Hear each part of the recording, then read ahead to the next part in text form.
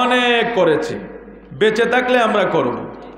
কিন্তু হঠাৎ যদি আমার প্রাণবায়ুটা বের হয়ে যায়, আপনারা বলুন, এই সংসার, বাড়ি, গাড়ি, ছেলে, সন্তান, মেয়ে, জামাতা, নাতি নাতনি, যাদের জন্য আমার 50-60 বছরের জিন্দেগি কোরবান হয়ে গেছে।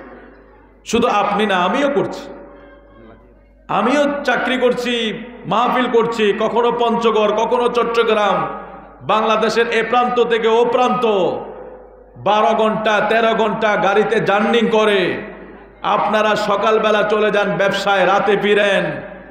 কার জন্য? সন্তানের জন্য, পরিবারের জন্য, তাদের মুখে হাসি ফোটানোর জন্য। কিন্তু রুহুটা যখন বের হয়ে যাবে, বিশ্বাস করুন, আর কেউ রাখবে ঘরে? কেউই ঘরে রাখবে না। এই জন্য আমাদের সেই ফিকিরটা, দুনিয়ার ফিকির আমরা করব, পরকালের ফিকিরটা আমাদের করার দরকার আছে না নাই? আওয়াজ করে বলুন, আপনার কি কষ্ট হইতেছে? যারা বসছেন তারা একটু কথা বলেন। আল্লাহ আমাদেরকে আখিরাতের ফিকির করার তৌফিক দান করুক। আওয়াজ করে বলে আমিন। সংসার সংসার কইরা মনরে করলি না বন্দিগি,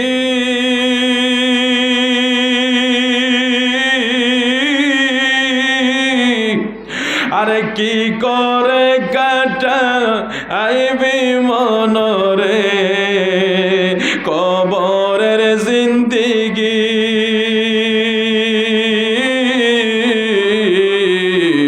ওরে জীবন গোনায় গোনায় গেল রে। গুনাহ ছাড়া কিছু আছে? এই বলেন না, গুনাহ ছাড়া কিছু আছে? যা সওয়াব করতেছি কবুল করার মালিক আল্লাহ। গুনাহ ছাড়া জিন্দেগিতে কোনো কিছু দেখি না। এখন যদি চোখটা বন্ধ হয়ে যায়, কবরে আমাদের কোনো উপায় থাকবে না। আমরা যদি মনকির নকিরের সওয়াল জবাব না দিতে পারি, আমাদের কবরে কোনো উপায় থাকবে না। আমাদের সেই কবরের মাটির চাপ আমরা কখনো সইতেও পারবো না।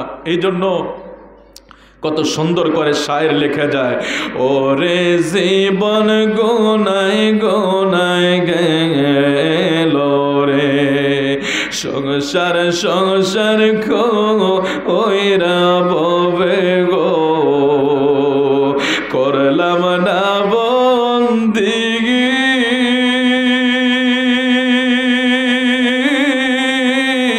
আরে কি করে কাটা হাইবি মনরে কবরের জিন্দিগি।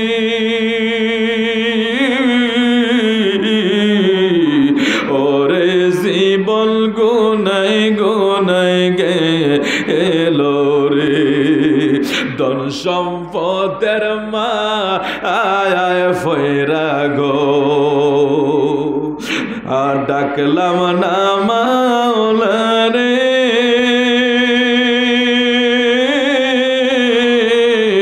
আরে কি জানি কি ও ফায় হয় রে অন্ধকার কবরে,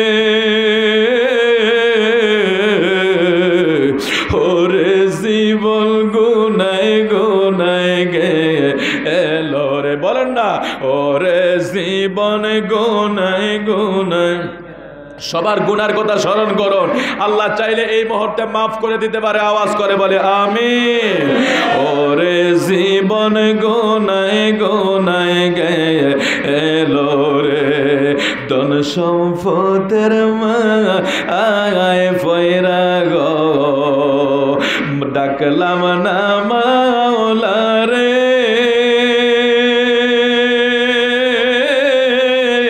কি জানি কি ও ফায় হবে গো অন্ধকার কবরে, ওরে জীবন গুনাই গুনাই গেল রে।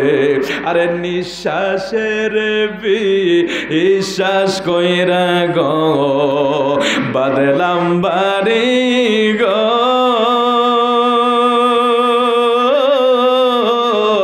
আরে কোন দিন জানিয়া আজরাইল আইসা রে সবই করে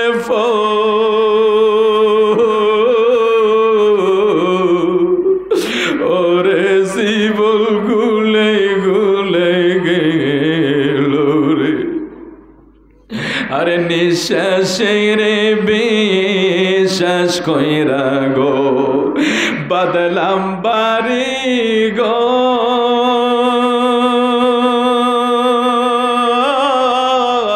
আরে কোন দিন জানিয়া আজরাইল আইসা রে সবে করে রে ওরে জীবন গুলে গুলে গেল রে সংসার সংসার কইরা মন রে করলি না বন্দিগি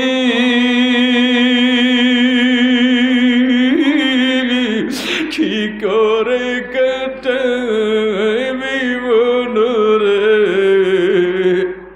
কবরের জিন্দেগি ওরে জীবন গোনায় গোনায় গেল রে আওয়াজ করে বলে আল্লাহু আকবার আল্লাহ পাক পবিত্র কোরআনে ঘোষণা করে দেয় আল্লাহ পাকের কোরআন বড় দামি জিনিস আল্লাহ পাকের কোরআন বড় দামি জিনিস আল্লাহ পবিত্র কোরআনে ঘোষণা করে দেয় কুল ইয়া ইবাদিয়াল্লাযীনা আসরাফু আলা আনফুসিহিম লা তাকনাতু মির রাহমাতিল্লাহ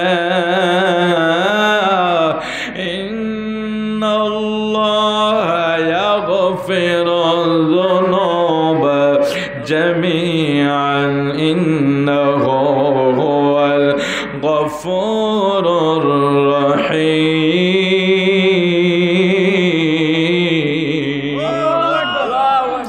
আল্লাহর কোরআনের আয়াত ভালো লাগে কি লাগে না বলুন আওয়াজ করে বলুন ভালো লাগে কি লাগে না বড় মজার বিষয় যদি কেউ কোরআন শরীফ বুঝে শুনে পড়তে পারে এবং নিজে না পারলেও যারা জানে তাদের কাছ থেকে শুনতে পারে কারণ আল্লাহ পাকের এই কোরআনে আল্লাহ সৃষ্টির শুরু হতে আজ পর্যন্ত কিয়ামত পর্যন্ত কি হবে না হবে নাই কোনো শব্দ নাই সব আল্লাহ কোরআন শরীফে দিয়েছেন জোরে কোন সুবহানাল্লাহ পবিত্র কোরআনে আল্লাহ ঘোষণা করে দেয় ইয়া রাসূলুল্লাহ আপনি বলুন আমার ওই বান্দাগণ যারা তাদের অপরাধের তারা নিজের প্রতি অত্যাচার করেছে অর্থাৎ গুনাহ করতে করতে নিজের প্রতি আমরা বড় অত্যাচার করে ফেলেছি সব মানুষ গুনাহ করার পিছনে একটা কারণ আছে সেটা হলো আমরা জানি আমাদেরকে শয়তান ধোঁকা দেয় ঠিক কিনা বলেন আপনাদের কষ্ট হবে না ইনশাআল্লাহ সব মানুষের পিছনে একটা শত্রু আছে সেটা হলো শয়তান আমাদেরকে ধোঁকা দেয় শয়তান ধোঁকা দেওয়ার কারণে আমরা গুনাহের কাজে লিপ্ত হয়ে যাই কারণ যেদিন আদম ও সফিউল্লাহকে আল্লাহ বলেছিলেন ইবলিস রে ওই সময় তার নাম তো আর ইবলিস নাই আজাজিল ফেরেশতা এ আজাজিল তুই আদম সকল ফেরেশতাদেরকে আল্লাহ বললেন ওয়াইদ কুলনা লিল মালাইকাতি ইসজুদু লি আদম ফাসাজাদু ইল্লা ইবলিস আবা ওয়াস্তাকবার ওয়া কানা মিনাল কাফিরিন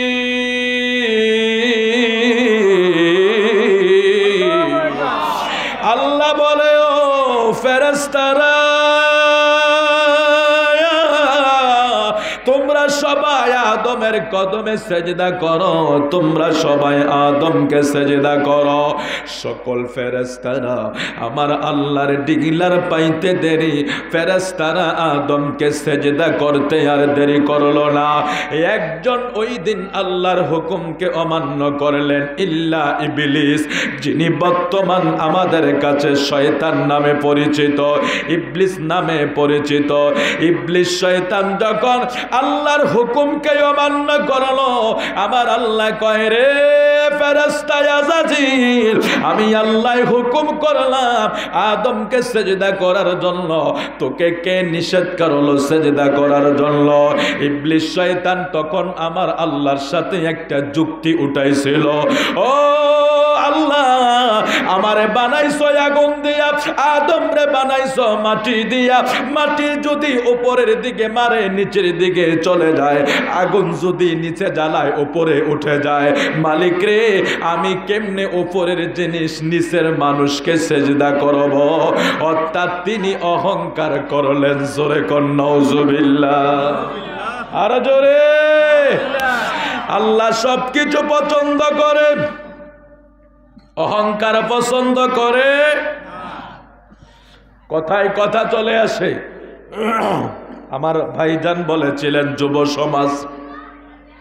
যুব সমাজ বলেন, বৃদ্ধ বাবারা বলেন, গোটা সমাজ নিয়ে একটা শব্দ আছে, সেটা হলো মানুষ যে ধ্বংস হয় তার পিছনের একটা কারণ হইল অহংকার। ঠিক কিনা বলেন?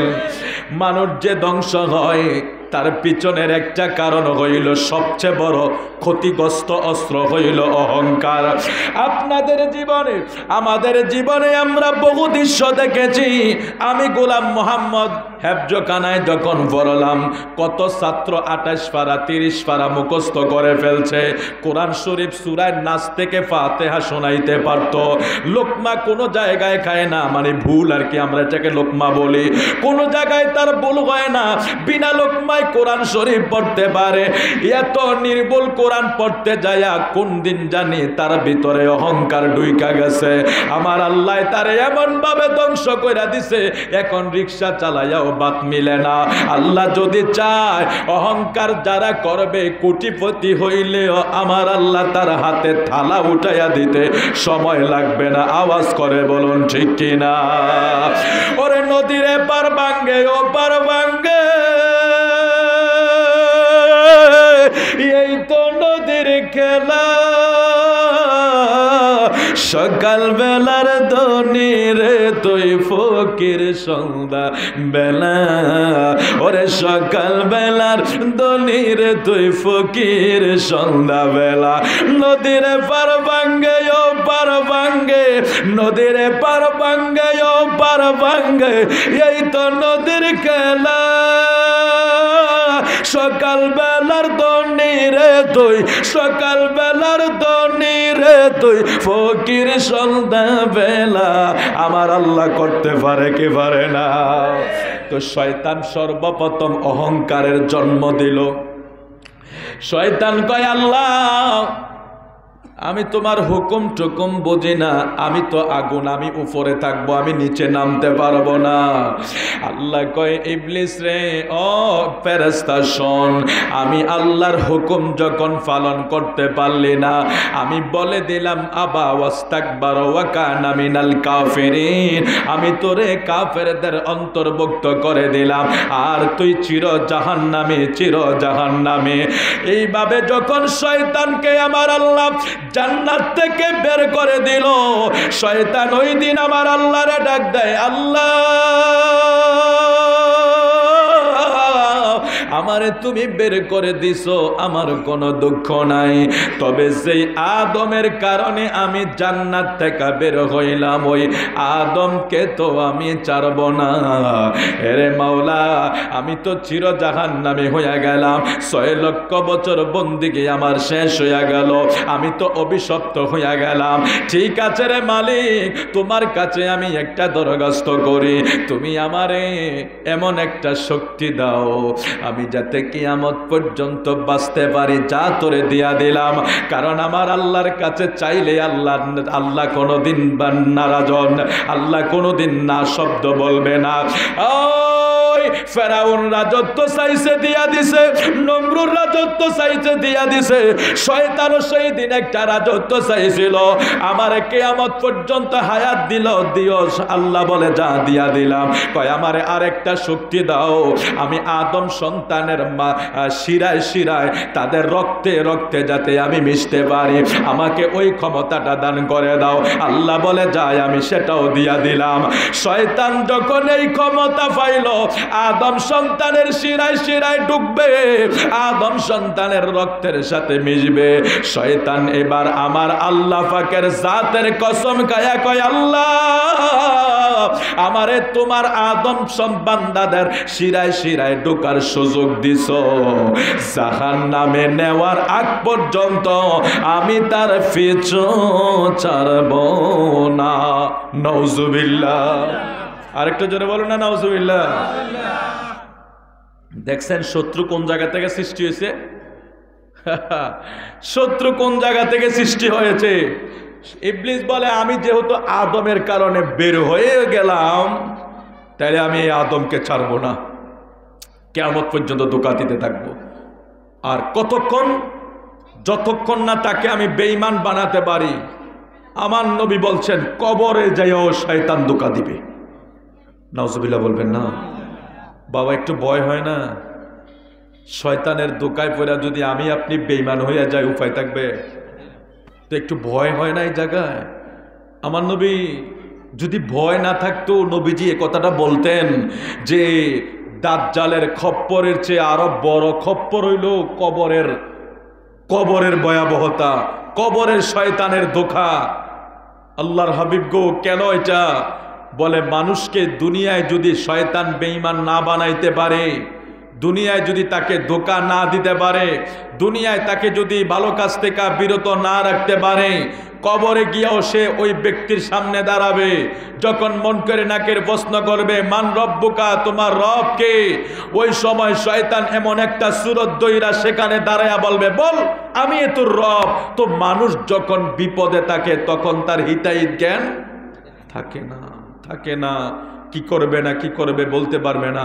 তো মানুষ তো সবচেয়ে বড় কঠিন এক ভয়াবহ পরিস্থিতির সম্মুখীন কবরে।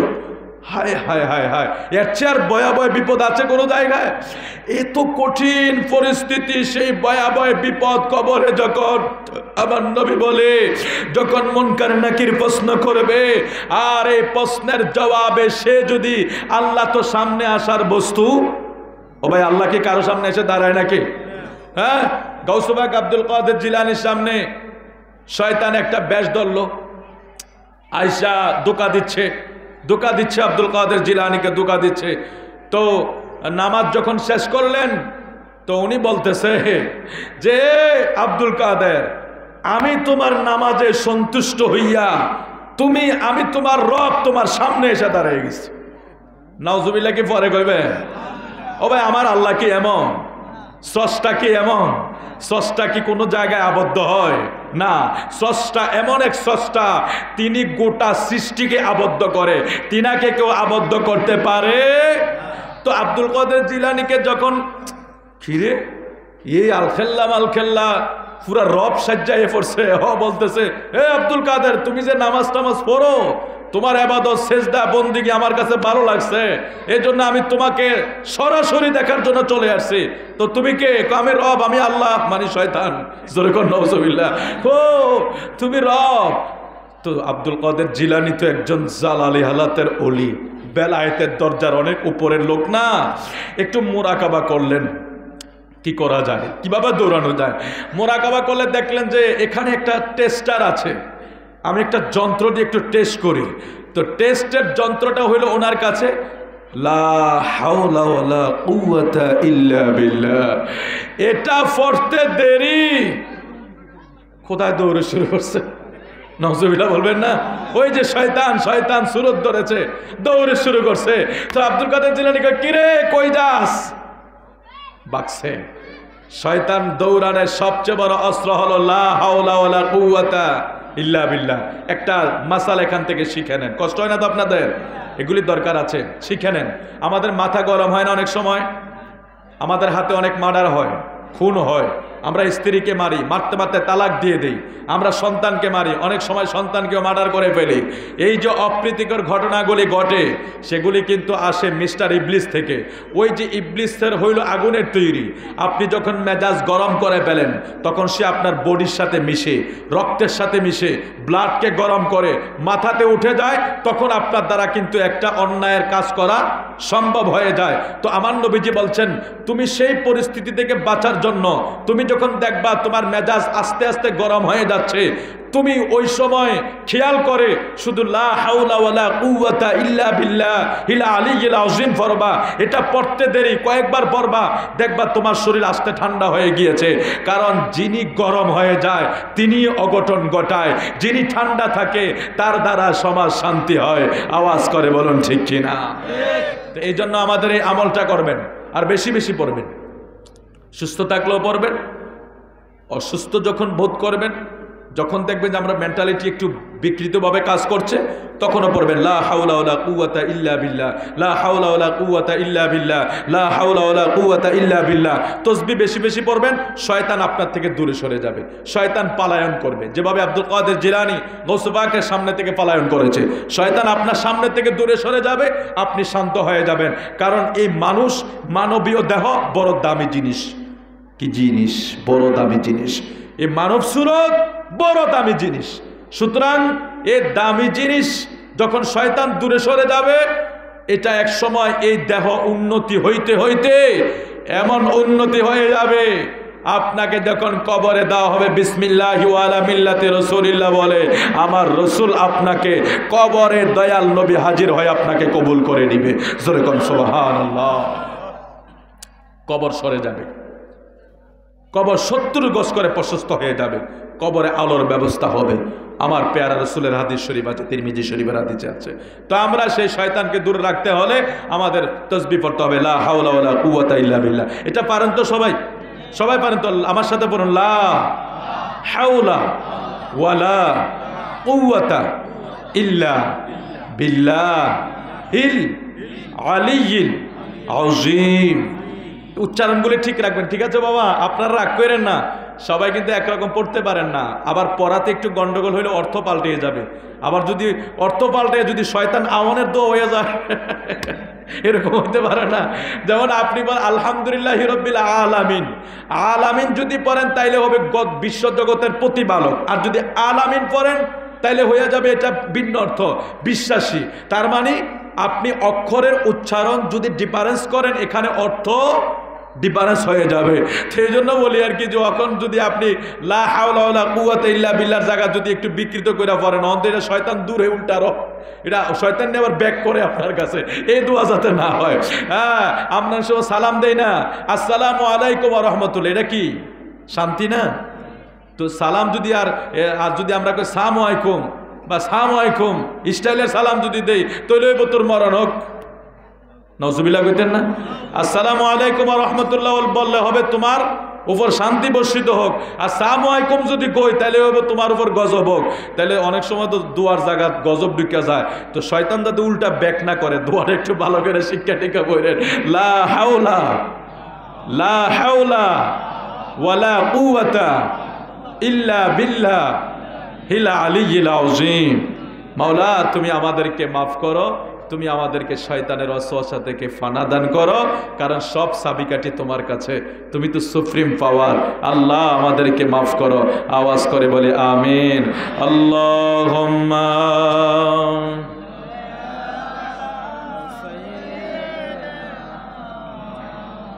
মানুষকে বেতবুর কে শুনে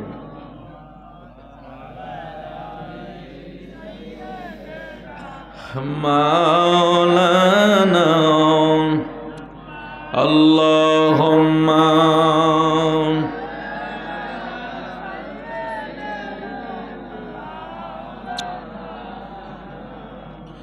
আদু আলা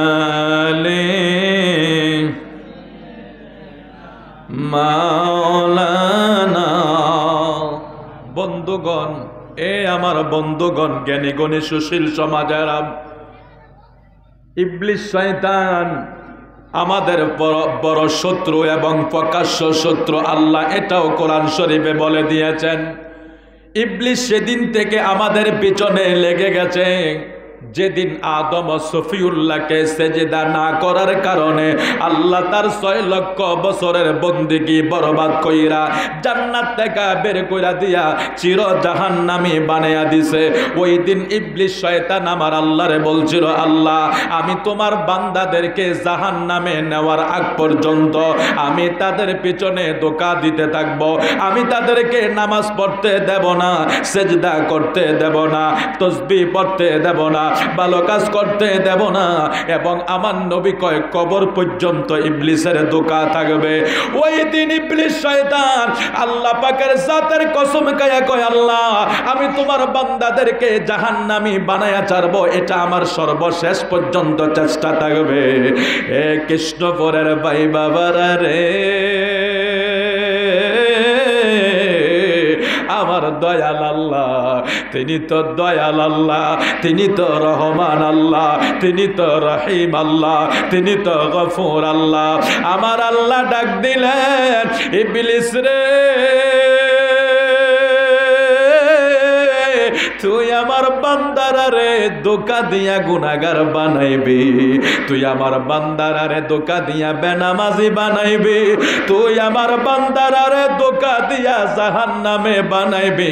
আমি আল্লাহ আমার জালালিয়াতের কসম খায়া, আমি আল্লাহর জাতে পাকের কসম খায়া, আমি আল্লাহ বলে দিলাম, ইবলিস রে শোন শোন, আমি আল্লাহ বলে দিলাম, আমার বান্দা সারা জীবন গুনাহ করছে, অন্যায় করছে, অপরাধ করছে, নামাজ পড়ে না, কোন সময় যদি তার দেমেকে খাটে, কোন সময় যদি তার বুঝে আসে, কোন সময় যদি তার ব্রেন ঠিক হয়, কোন সময় যদি আমি আল্লাহরে চিনি, আমারে যদি আমি আল্লাহরে আইসা এই একবার আল্লাহ কয়া ডাক দেয়, আল্লাহ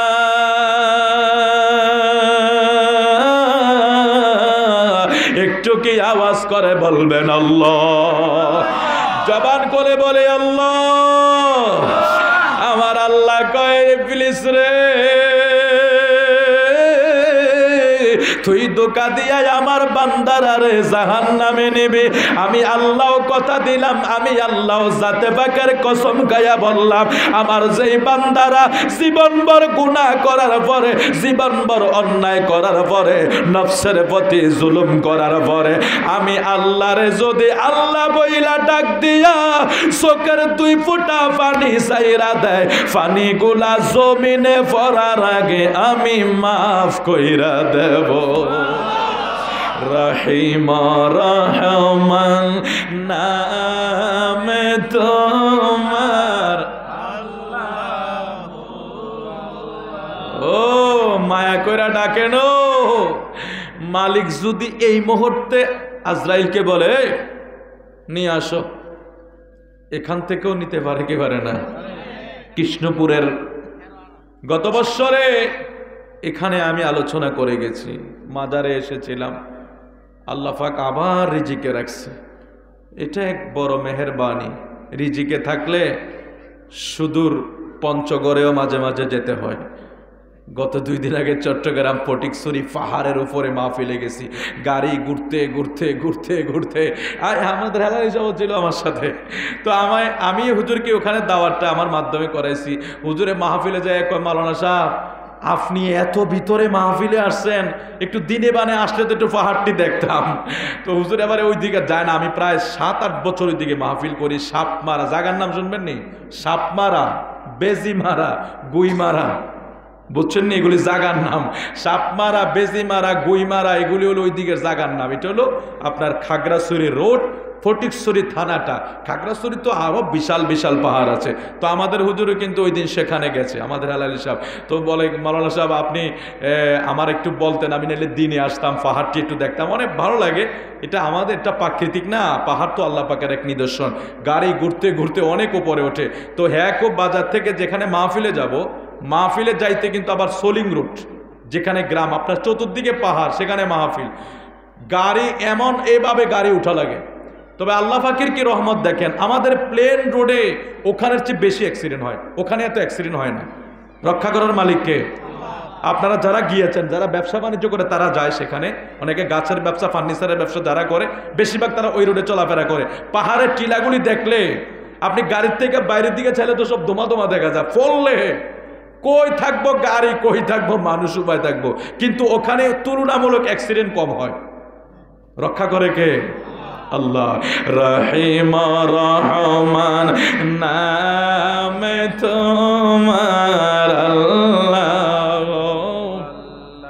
মায়া করে ডাকেন রহিম রহমান নামে তোমার আল্লাহ, গফর গফার নামে তোমার আল্লাহ, আল্লাহ। এত আদর কইরা মানুষ আল্লাহ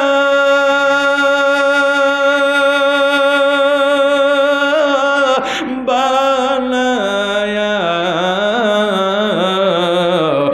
আবার কেমনে দিবা জাহান্নামে ফালায়া, কেমনে দিবা জাহান্নামে ফালায়া, গুনার বোঝা মাথায় লইয়া ও আল্লাহ ঘুরতেছি, কোনদিন জানি আজরাইলের হাতে ধরা পড়ি, কোনদিন জানি আজরাইলের হাতে ধরা পড়ি, মাফ যদি নাহি করো ও দয়াল আমরা রে, বলো তোমার বান্দা যাবে কার কাছে, বলো তুমি যাবে কার কাছে। কৃষ্ণপুরের জ্ঞানী গুণী সুশীল সমাজেরা আমার আল্লাহ ওই শয়তানের সাথে সেদিন কসম খাইয়া ফেললেন, আমার বান্দারা যতই গুনাহ করবে, অনাচার করবে, অত্যাচার করবে, নফসের প্রতি জুলুম করবে, তুই আমার বান্দারারে ধোঁকা দিবি, জাহান্নামে নিতে চাইবি, আমি আল্লাহ পরিষ্কার কইরা একটা কথা তোরে জানাইয়া দেই, আমার বান্দারাও যখন গুনার কথা স্মরণ কইরা চোখের পানি পালায়া পালায়া কেঁদে দিবে, আমি আল্লাহ তারে মাফ করে দেব, আমি আল্লাহ তারে মাফ করে দেব। আমার আল্লাহ বলে কুল ইয়া ইবাদিয়াল্লাযীনা আসরাফু আলা আনফুসিহিম লা তাকনাতু মির রাহমাতিল্লাহি ইন্নাল্লাহা ইয়াগফিরুয যুনুবা জামিআ ইন্নাহু হুয়াল গফুরুর রাহিম।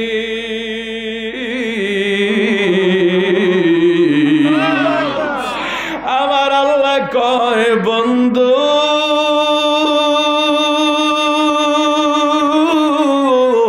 আপনি আমার বান্দাদেরকে, এখানে কিন্তু আল্লাহ বলছে বন্ধু আপনি আপনার বান্দাদেরকে বলুন, সুবহানাল্লাহ।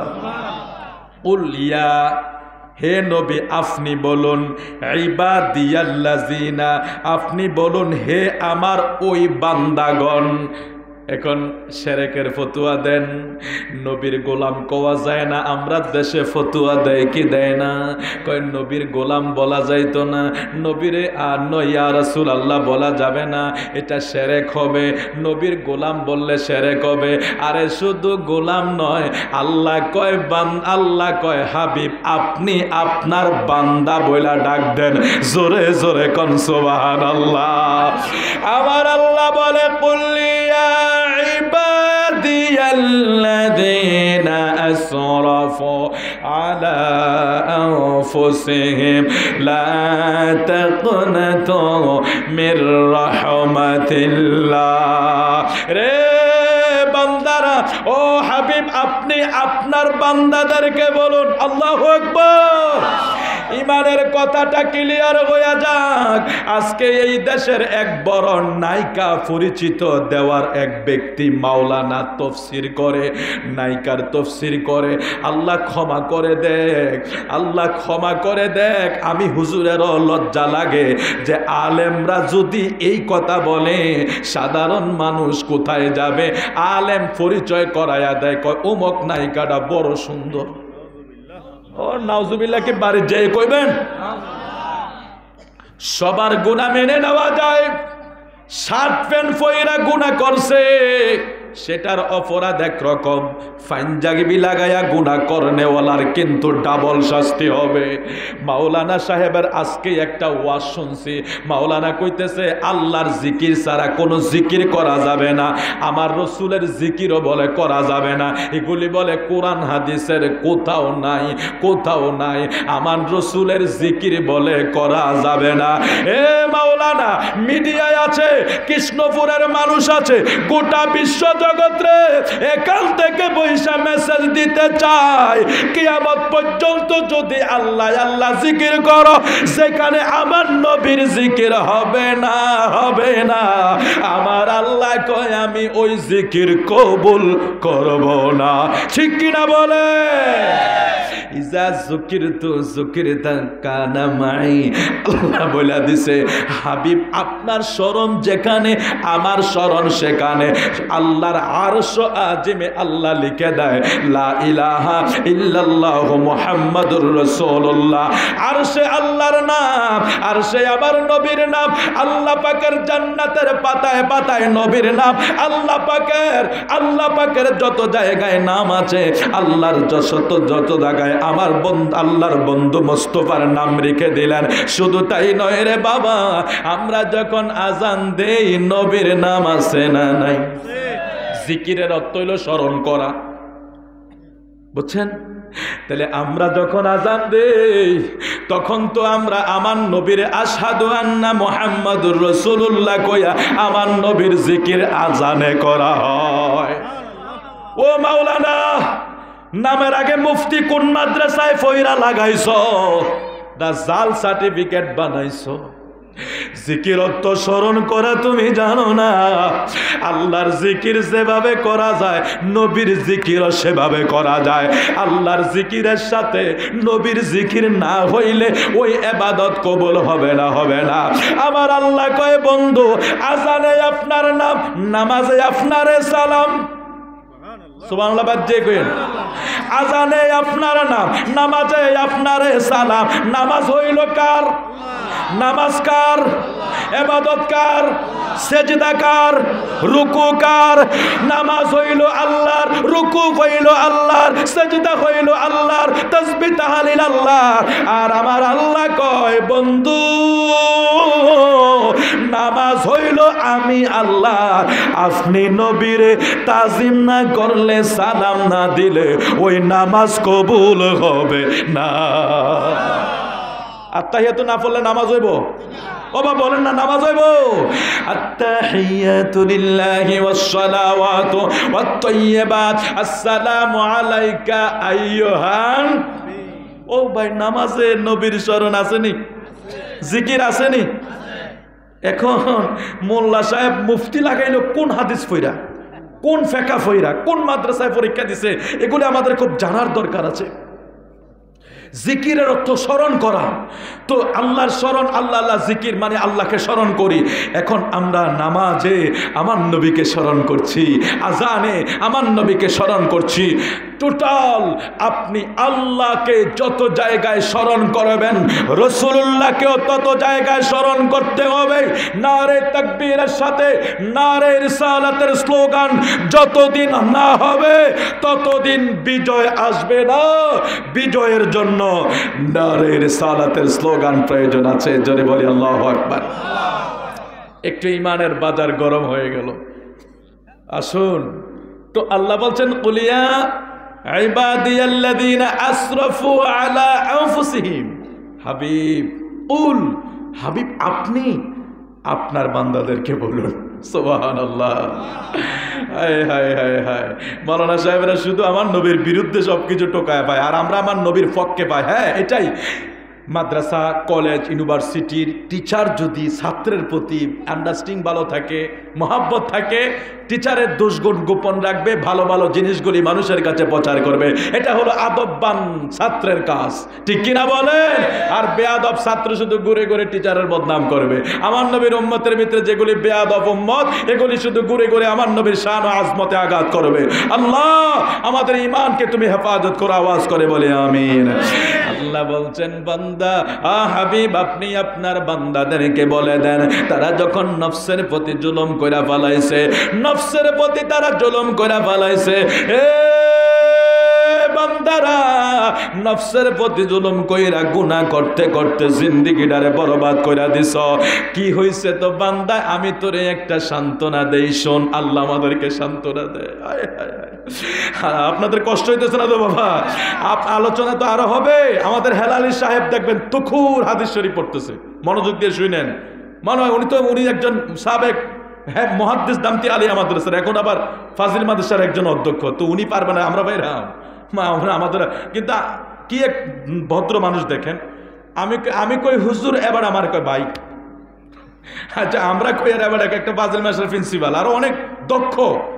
আমি হুজুর এবার ভাই আপনি ভালো আছেননি, মাহফিলে গেছেননি, মাহফিল কমিটির কথা কইছেননি। আমার জন্য আবার খুব, আমি তো আবার আরেকটা মাহফিলে যাবো, ব্রাহ্মণপাড়ার নানলাতে একটা মাহফিল আছে। আসলে সেটা আমাদের শাহপুর হুজুর কেবলার মাধ্যমে একটা দাওয়াত অলরেডি, এটা কিন্তু আগে আসছে। এই দাওয়াতটা আমার ভাইয়েরা অনেক আগে দিয়েছে আমি জানি, কিন্তু ওটা হঠাৎ করে দাওয়াত দিয়ে ফেললো। তারা এখন দিয়ে আবার ফেরা শুরু করছে, আপনি আসেন না, এই করেন না, সে। আমি বলছি আমি আসবো, তবে আমার আগের মাহফিল যেটা, আমি তাদেরকে আগে বুঝ দিতে হবে, কারণ এটা আমি আগে রেখেছি। আমরা এমন না যে ভাইরাল বক্তা যে মাহফিল 3-4টা রাখতে হবে, বিষয়টা এমন না। আবদার রাখতে গিয়ে মাহফিল রাখছি, চাপাচাপি না করাটাই ভালো। তো এই জন্য আমাদের হেলালি সাহেব আসবে ইনশাল্লাহ। আমি আর অল্প কিছুক্ষণ আপনাদের খেদমতে থাকবো। যারা আশেপাশে আসেন সবাই মাহফিলে চলে আসেন সুমিষ্টি ভাষায়। আজকে